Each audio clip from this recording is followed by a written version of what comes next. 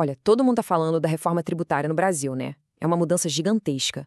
Mas sabe, lá no meio de tantos artigos e regras tem um ajuste bem específico, super inteligente, mas que também gera debate. Ele foi criado para resolver um problemão.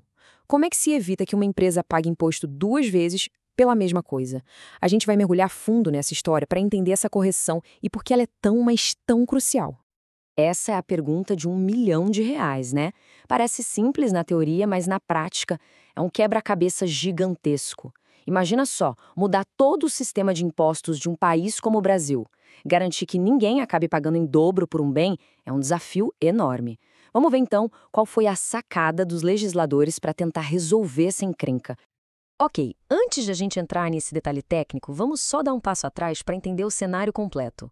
O que está acontecendo no Brasil é, de fato, uma revolução fiscal. A meta é bem clara: simplificar, modernizar um sistema que, vamos ser sinceros, há décadas complica a vida de todo mundo e trava a economia. Então, o que a gente está deixando para trás? Bom, era aquela famosa sopa de letrinhas. ICMS, ISS, PIS, COFINS, uma confusão, né? Cada imposto com uma regra diferente, uma complexidade que só o Brasil sabe criar. E para onde a gente está indo? A ideia é um modelo bem mais limpo, mais simples. Basicamente, dois impostos principais sobre o consumo, o IBS e a CBS. A promessa é de mais transparência e, claro, menos dor de cabeça. E, olha, se tem uma palavra que a gente precisa guardar para entender tudo isso, é neutralidade. A neutralidade tributária é tipo o pilar central de toda essa reforma. É a grande estrela guia. A lógica é a seguinte: o imposto não pode ser um fator que decide se uma empresa investe aqui ou ali, se compra de um fornecedor ou de outro. O sistema tem que ser um campo de jogo nivelado para todo mundo, sabe? Sem dar vantagem para ninguém. E é exatamente esse princípio que está no centro da nossa história de hoje. Tudo muito bonito na teoria, né? Mas é aí que a coisa complica. Porque entre um sistema e outro existe um período de transição. E é nesse limbo que surge uma verdadeira armadilha. Um problema bem específico que atinge em cheio um tipo de bem que é vital para a economia gerar. E que bens são esses? São os chamados bens de capital.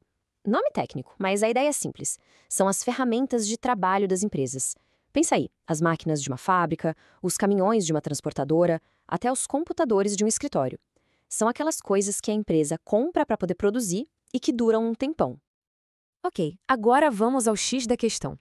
Imagina o seguinte cenário. Uma empresa de transportes comprou lá atrás uma frota de caminhões.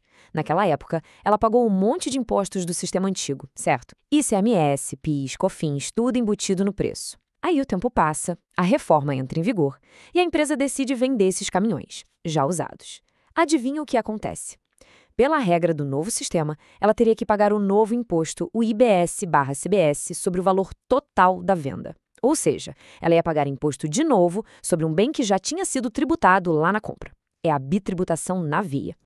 Isso cria o que a gente chama de efeito cascata. Pensa bem, o novo imposto está sendo calculado em cima de um preço que já tem impostos velhos dentro dele. É imposto sobre imposto. Uma penalidade totalmente injusta para a empresa e, mais importante, é uma pancada direta naquele princípio que a gente falou, a neutralidade. Fere de morte a ideia de um sistema justo. Beleza, o problema está na mesa. E agora? Como é que se resolve essa sinuca de bico? Bom, a solução que encontraram foi um mecanismo jurídico bem engenhoso que funciona em duas etapas. É uma dobradinha para consertar essa distorção. A primeira parte do plano é o artigo 406, e a sacada dele é bem simples e direta. Na hora da empresa vender aquele caminhão usado e calcular o novo imposto, ela pode fazer o seguinte: pegar o valor da venda e subtrair o preço que ela pagou na compra original. O que sobra? O imposto só vai ser pago se houver algum lucro nessa venda, e não sobre o valor todo, que já estava contaminado com os impostos antigos. Genial, né? Resolve o problema de cara. Mas calma, que a história não é tão simples. Parecia resolvido, só que os sistemas de imposto sobre valor agregado, como o nosso novo IVA, tem uma pegadinha. É o chamado efeito recuperação. Imagina um elástico. Se você dá um benefício, um desconto de imposto numa ponta, o sistema naturalmente tenta puxar esse imposto de volta na etapa seguinte da cadeia. E esse efeito ia simplesmente anular toda a solução inteligente do artigo 406. O problema ia voltar. É aí que entra o herói da segunda parte, o artigo 407. Ele é o complemento essencial. O que ele faz? Ele estende aquela mesma regra de desconto para o próximo elo da corrente. Por exemplo, se a transportadora vende o caminhão para uma loja de revenda de usados. E o pulo do gato está aqui.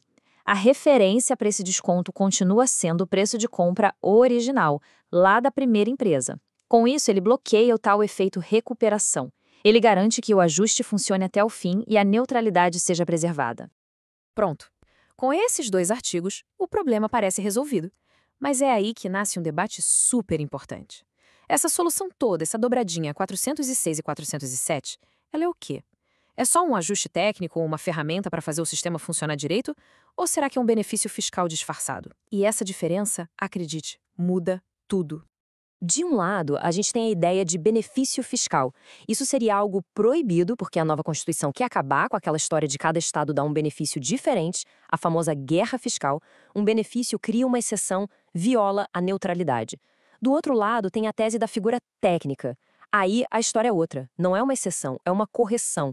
É uma ferramenta para consertar uma falha do sistema e, na verdade, garantir a neutralidade. E por que essa briga de nomenclatura é tão importante? Simples, porque a nova regra constitucional é super clara ao proibir novos benefícios fiscais. O objetivo é justamente pacificar o país e acabar com as guerras fiscais. Então, se esse mecanismo for enquadrado como um benefício, ele pode ser considerado inconstitucional. Todo o ajuste pode ir por água abaixo. Então, qual é a conclusão? Benefício proibido ou técnica permitida? A análise jurídica que a gente está usando como base para essa conversa aqui tem uma posição bem clara sobre isso. A conclusão dos especialistas é a seguinte: os artigos 406 e 407 formam uma figura técnica, não são um benefício. Por quê? Porque o único objetivo deles é corrigir uma distorção que a própria transição de sistemas criou. Eles não dão vantagem para ninguém. Pelo contrário, eles restauram a neutralidade, deixam um campo de jogo nivelado de novo. E tem mais um ponto fundamental. Isso é temporário, só vale para bens que foram comprados antes da virada completa do sistema, lá em 2032. Tem uma citação dos autores da análise, Schoeri e Galdino, que fecha bem essa ideia.